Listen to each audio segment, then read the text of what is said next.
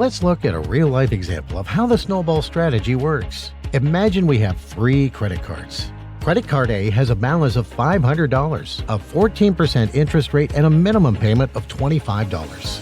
Credit card B has a balance of $1,200, a 19% interest rate, and a minimum payment of $40. Card C has a balance of $3,000, a 15% interest rate, and a minimum payment of $75. The first step: make minimum payments on all debts.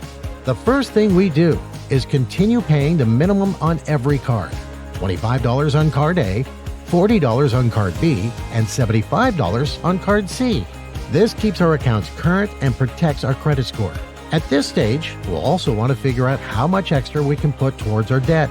This may feel overwhelming, but remember, it is temporary, and the higher the amount, the quicker your debt gets paid off. A little bit of pain or a lot of gain.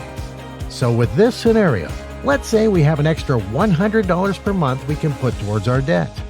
The second step: attack the smallest balance first. So why card A? Simple. It has the smallest balance. We pay the minimum payment of $25 and add the extra $100 every payment, putting $125 a month towards our debt. Card A gets paid off quickly, giving us our first motivational win. Step 3. Roll the payment forward. Once card A is paid off, we redirect that payment to the next smallest debt. Here's what it looks like. Take the $125 we were paying on card A and add it to card B. The card B minimum is $40, and we are adding our extra payment of $125, putting us at a payment of $165 a month. Your budget hasn't increased, but your focus has. Step 4. The snowball really starts growing. After card B is paid off, take the $165 you were paying on card B and add it to card C. The card C minimum is $75.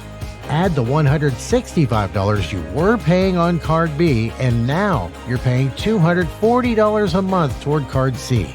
What started as small progress becomes powerful momentum because your payment keeps growing and growing. And that is the snowball strategy in action.